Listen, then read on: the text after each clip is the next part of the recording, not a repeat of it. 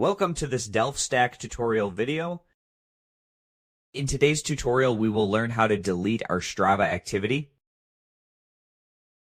The first thing that you need to do is open the Strava app. So just go ahead and open the Strava app, and at the bottom right corner, you will see an option labeled as You.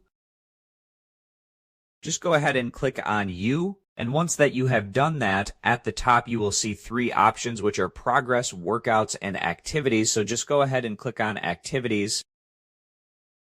And now from here you will find all of your activities.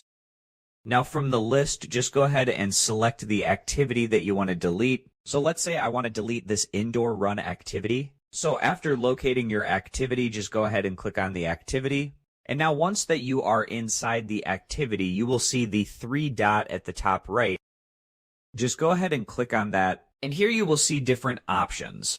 From here, choose the option for delete activity. And now Strava will ask you to confirm the deletion. So just go ahead and click on delete.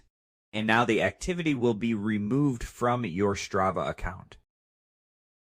And that's it. We just learned how to delete a Strava activity by accessing the activity menu and confirming the deletion.